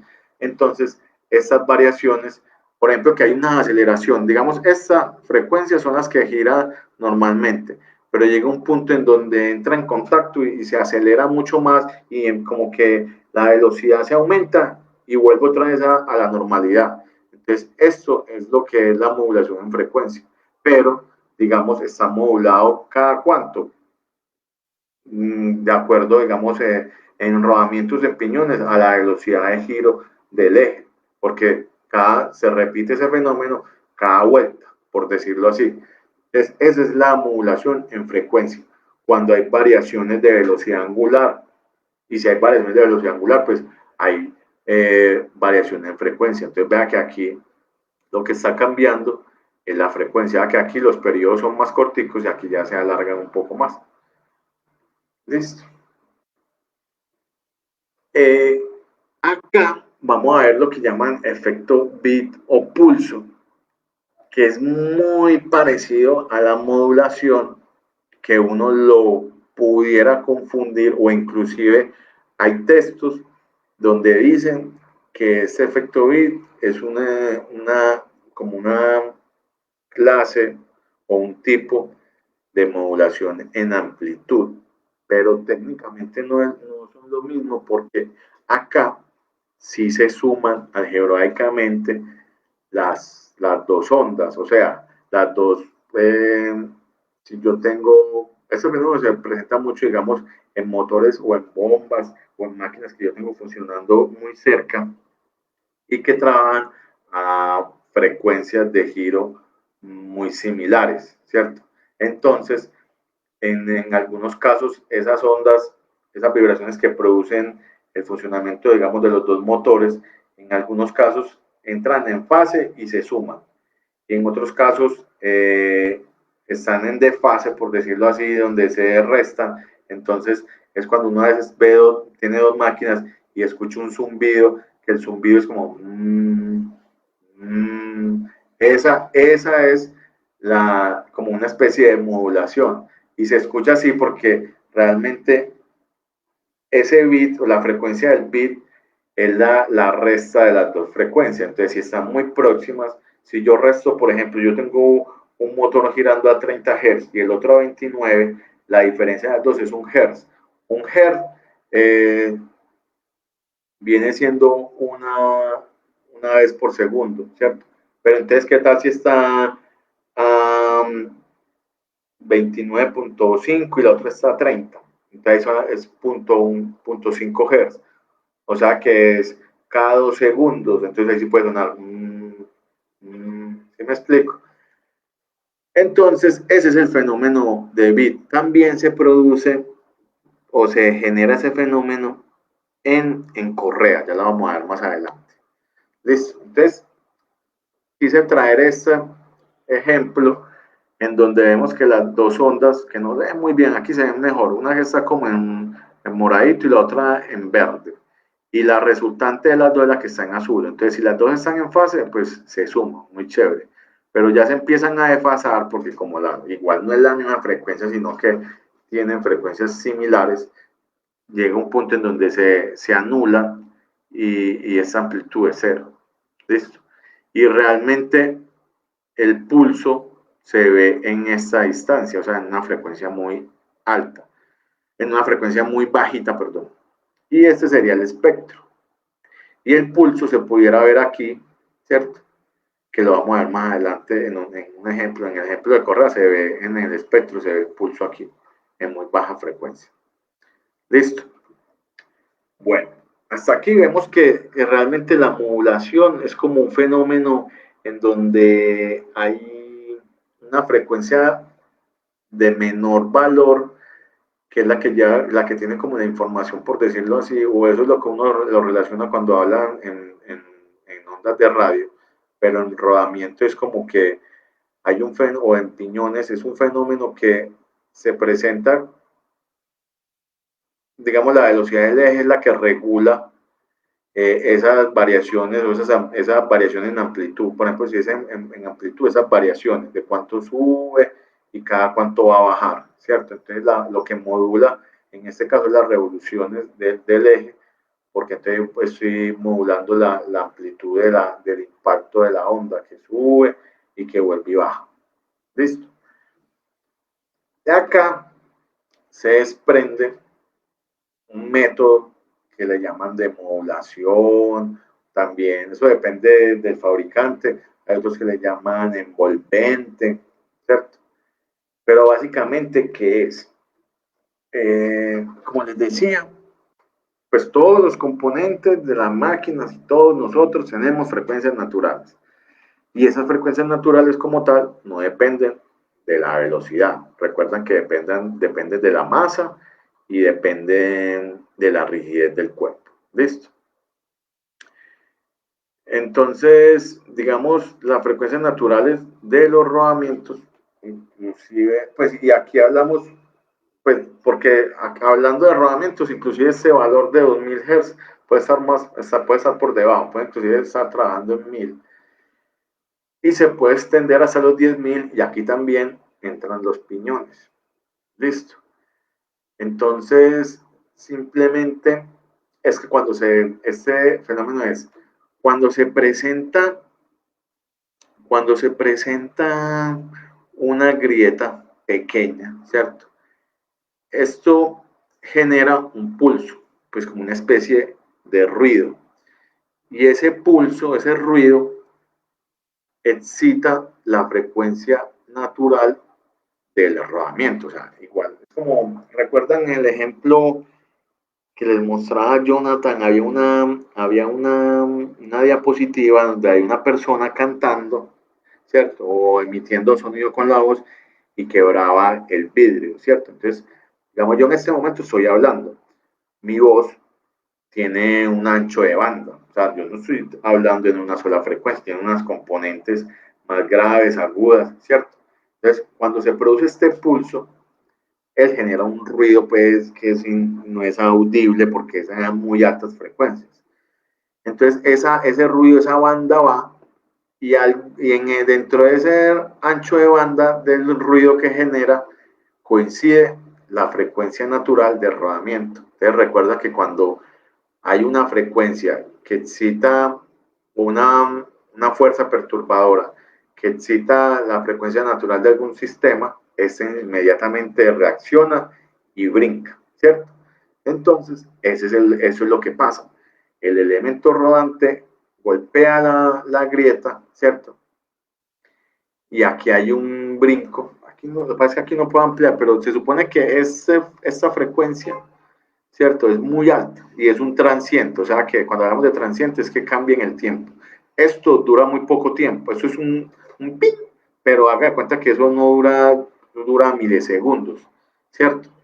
¿Y cada cuánto se repite? Pues las veces que el elemento rodante pase por esa grieta, ¿cierto? O sea, esta separación tiene que ver en los rodamientos con las veces, con el tiempo que se demora un elemento rodante en pasar en el otro, viendo esto en la forma del tiempo, ¿cierto?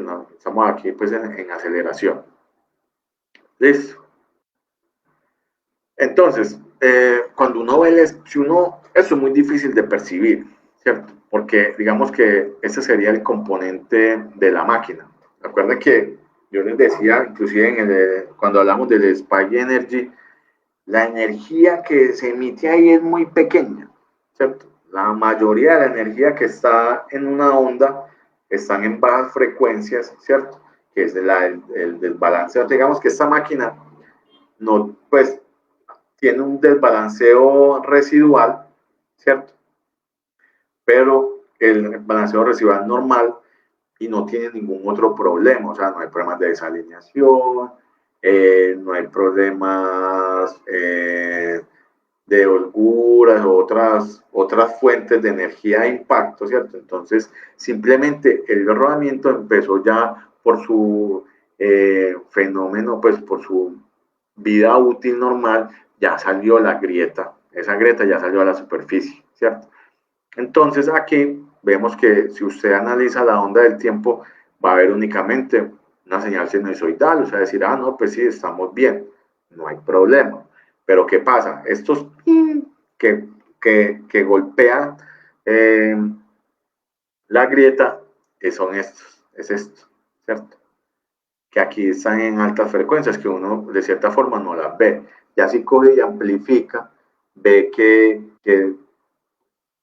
dónde están ocurriendo esos golpes, esos golpeteos, por decirlo así, y ven que la frecuencia es mayor a la que está girando el elemento, está girando, por ejemplo, el rodamiento. De lo que hace este método de modulación es coger y filtrar con un filtro pasa alta, o sea, que solamente pasa en las altas frecuencias, borra todo esto, borra estos de bajas frecuencias y deja únicamente estas altas y las lleva acá. Con un rectificador, un diodo, lo que hace es que a mí me interesa únicamente como la información de cada cuánto se repite el pulso, o sea, que elimino la parte negativa de la onda. ¿Listo? Y hago esto. O sea, estos picos, lo que les decía, es el pico como tal, es las veces que se repite, que pasa el elemento rodante sobre las grietas. Entonces, realmente ese es el fenómeno de modulación. O sea, cogen y como por decirlo así, y envuelven, por eso también le llaman envolvente, es como envolver estas ondas, envolverla en una más grande. Y ese es el fenómeno como tal, ¿cierto? Entonces, la envolvente que hace, vamos a ver, bueno, terminemos de leer esto acá y ya les muestro, ¿listo? Entonces, este es el fenómeno, cada tanto está ese impulso. Y muy similar funciona el Spike Energy, el Shock Pulse, siendo que trabaja a mayores o a altas frecuencias, a más altas frecuencias, porque ahí estamos trabajando con la frecuencia natural de los rodamientos, que les digo que puede estar entre 1000 y 2000 Hz, ¿cierto? Y el Spike Energy trabaja, pero con la frecuencia natural del transductor. Y la frecuencia natural del transductor, si ustedes recuerdan cuando vimos esa sesión, que la frecuencia de esos equipos, de los sensores o del transductor estaba por encima de los 30.000 Hz. Entonces, ese pulso, que es inclusive más pequeño todavía, tiene menos energía, ¿cierto? Se va en ese ancho de banda y va y excita, pero excita la frecuencia natural del transductor. Por eso les decía que no era tan confiable, o sea, es confiable las veces que se repite, o sea, detectar, lo que nos interesa es que detectar qué tanto se está repitiendo ese pulso, ¿cierto? Pero ¿qué pasa? Recuerda que les decía que él tiene que esa energía tiene que viajar y cada vez que pasa de una interfase a otra va perdiendo energía, o sea que al final lo que llega ya en el transductor cuando se excita, su frecuencia natural es muy poquita, o sea que realmente yo ahí no voy a ver la magnitud del pulso, simplemente voy a detectar cada tanto cada cuánto ocurre. Listo. Entonces, eh, entonces, la señal envolvente es una proporción de repetición. Esa repetición es el paso de bolas con mucha más energía en la frecuencia fundamental. Listo. El fenómeno de modulación ahí sí trabaja muy similar a las de las ondas de radio, porque realmente él lo que hace, o sea, realmente la onda o el pulso tiene esas frecuencias, ¿cierto? Entonces, el demodulador, por decirlo así, es que él ya coge y es como si copiara ya esta forma de onda así con estas amplitudes y yo no tengo en cuenta estas frecuencias pequeñas, sino que simplemente es como si le pusiera una envolvente a esto, ¿cierto? Que es lo que nos hace más fácil el análisis a nosotros. Listo. Porque nos va a mostrar también bandas laterales. Entonces ahí, digamos, cuando uno está haciendo el análisis en demodulación en envolvente, ya él ya coge y en el espectro me lo lleva, aunque el fenómeno se presenta en altas frecuencias, pero la repetición se presenta en bajas frecuencias, por decirlo así, él ya coge y me lo muestra en el espectro, lo más de bacano, simplemente en la zona donde hablábamos de las frecuencias de falla de la pista interior, de la pista exterior, ahí me los lleva y me los muestra ahí. Pero recuerden que esa no es la realidad de la amplitud del pulso. Simplemente, ¿por qué? Porque también pasa lo mismo. Aunque estamos en la zona de resonancia de los rodamientos, él igual es poca la energía la que viaja, la que llega realmente al transductor. Entonces ahí se pierde mucha energía y no te muestra la realidad. Eso, lo que es la demodulación y el Spike Energy, es para detectar el problema, pero no para magnificar el problema. O sea, qué tan grave es la severidad, no nos sirve de mucho. Siempre es mejor comprobar con las otras herramientas. ¿Listo? Entonces, digamos, en demodulación, antes, esos métodos se desarrollaron como en los años 70 en la NASA. Entonces ellos veían que tenía un rodamiento que estaba bueno y otro que estaba malo, pero usted los veía y como les decía, pues aquí esa es la forma de onda normal. Aquí las ultra altas frecuencias, por decirlo aquí, se veían esos rizados, pero al ojo pues, de la pantalla era muy difícil detectar, ¿cierto? Entonces lo que detectaron, pues lo que hicieron o lo que desarrollaron fue este fenómeno de modulación, ¿cierto? Que a la final es como que eso es lo que ocurre en la señal del tiempo en las altas frecuencias y coger esto y llevármelo para el espectro de bajas frecuencias y me lo están, vea, eso es lo que está, pues como las veces que se repite, por decirlo así. Es como crear una onda nueva a partir de estas, ¿listo? Que es realmente el de las altas frecuencias. Entonces ya me lo muestra aquí en el espectro, me dice, ah, sí, vea, que esta repetición, por decirlo así, se está ocurriendo cada 180 Hz.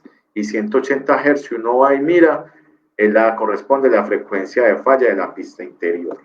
Y entonces también te puede mostrar bandas laterales acá. ¿Por qué? Porque él coge y copia todo esto, ¿cierto? Entonces te muestra las bandas laterales y que está modulando a la frecuencia de giro del eje y eso. Entonces, eso es lo que hace el método de modulación. Coge la onda del tiempo, la filtra, copia esta forma, ¿cierto? Entonces, cuando hace un filtrado, lo que hace es como copiar una onda nueva y esa onda demodulada, una onda demodulada en el tiempo, va y me la hace la transformada de Fourier y me la muestra en el espectro normal. Entonces, en los equipos de, de vibraciones que lo van a ver la otra semana, ustedes ven, ah, sí, yo puedo mirar el espectro en desplazamiento, en velocidad, en aceleración y en desmodulación. Inclusive se lo superpone porque acá inclusive usted, si él coge algo de, no sé, de piñones o algo, también te lo muestra ahí, te muestra todo el espectro. El de Spike Energy, pues lo pongo aquí así tal cual, porque es lo mismo, es muy similar, siendo que acá él te va a mostrar, aquí no va a ser como tan exacto, como la copia tan exacta de modulación con bandas laterales y todo, porque como te digo, el fenómeno es el mismo, el proceso es el mismo, pero siendo que trabajo a mayores frecuencias, porque ya es lo que hace es excitar la frecuencia natural del transductor. Listo. Y lo que él copia es esto y te trae son estos picos y también te lo muestran en un espectro, pero para decirte, ah, sí, mira, para vos comparar eh, con respecto a otras frecuencias de componentes que tengas ahí en, la, en el espectro, pero siempre apoyándose, digamos, en aceleración o en velocidad para poder comparar. Porque igual aquí no te va a mostrar nada de balanceo ni de desalineación, solamente altas, ultra altas frecuencias.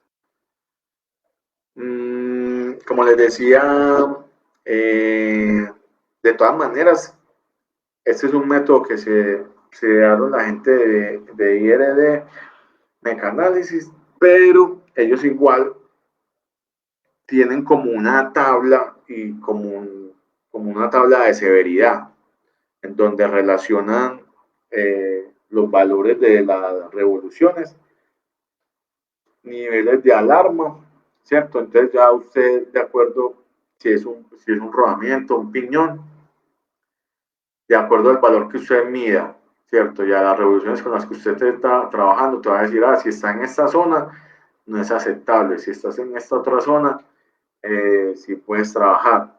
Aquí lo trabajan para rodamientos, aquí para piñón, y esta es una zona como intermedia. Entonces es como muy sencillo, igual también hay tablas.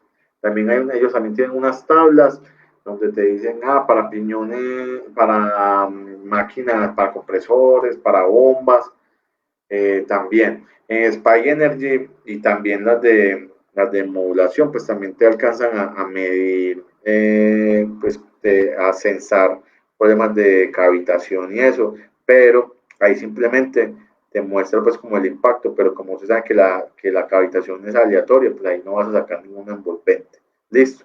Pero la cavitación también excita frecuencias naturales y son de altas frecuencias.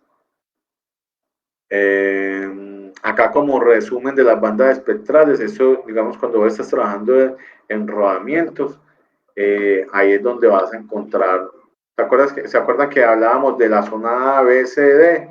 Bueno, aquí está resumido en una tabla en relación a las velocidades de giro del rodamiento, del eje, perdón. ¿Listo? Vamos a ver el fenómeno de correas, ya para terminar.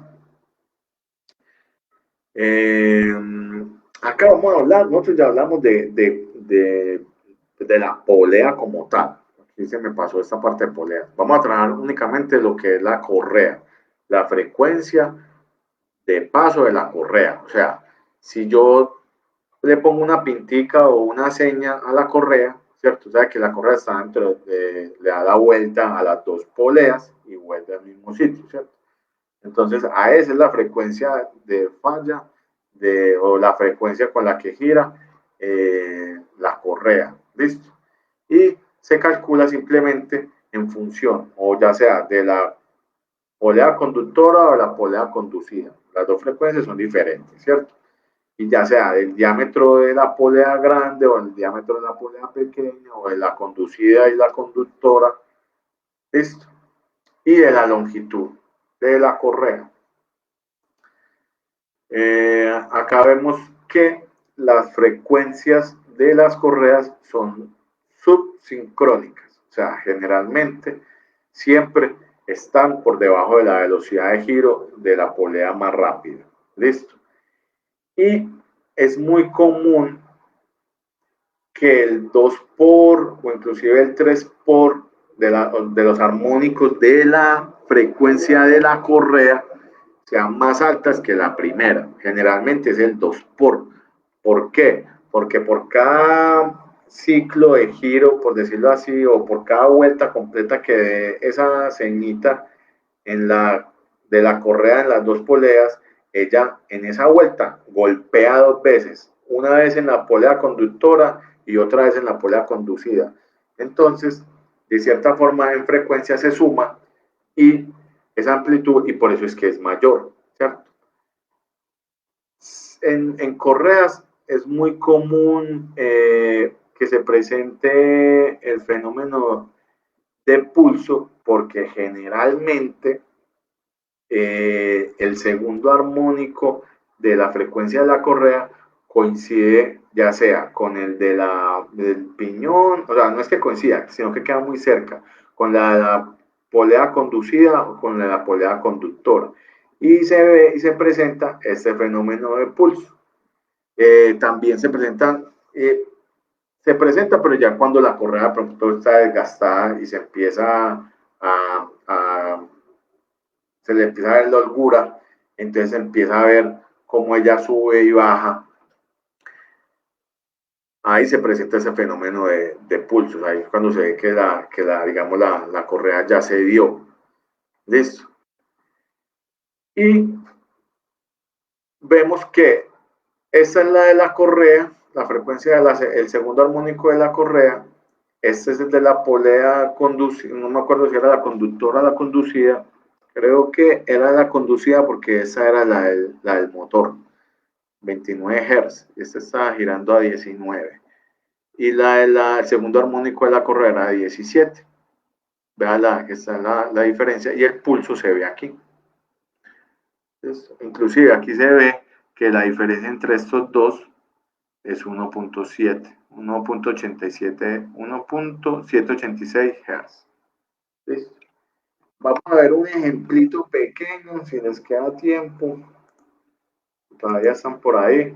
Les recomiendo ya que han visto desbalanceo, ya que hemos visto un poquito de desalineación, ya que vimos rodamientos en el drive, yo les dejé un libro que se llama así, es un poco largo, así lo pueden identificar más fácil, ahí hay ejercicios de desalineación, de rodamientos y eso. Este es de poleas. No trae colación pues, los de rodamiento porque los vamos a ver dentro de 8 días. Listo. Aquí simplemente hablan de una transmisión por correas. Vemos que este punto B es el del armónico de la primera frecuencia natural de la primera frecuencia de giro, por decirlo, de la correa, ¿cierto? De 24.32. Y vemos que el segundo es mucho mayor al primero. ¿Listo? Acá hablan de la velocidad de giro de la correa, se calcula aproximadamente 24.5, la velocidad de giro a la cual la correa realmente se mueve alrededor de las 2 poleas. ¿Listo? Pico producido, el motor está a 59.2, ¿cierto? Y la velocidad, aquí la velocidad de paso del ventilador, bueno, la velocidad de giro del ventilador está en 113 Hz. Entonces aquí detectamos la correa, el segundo armónico de la correa, el motor y acá está el ventilador. Listo. Vemos que este es en el motor. Cada vez es en el motor, ¿cierto?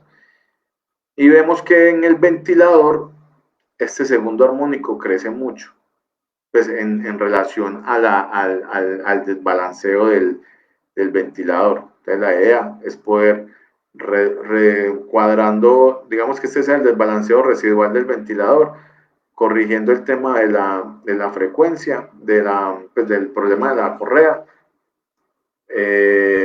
disminuimos mucho la energía pues en vibraciones que sufre el equipo.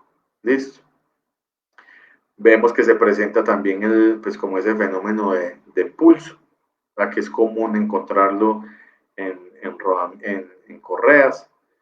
Este es otro caso en donde, vamos a ver, no, no recuerdo bien. Aquí hay, eso es de la medición vertical en el ventilador. Entonces vemos que está en vertical, axial, ese es el interior, ese es del interior, ese es del exterior.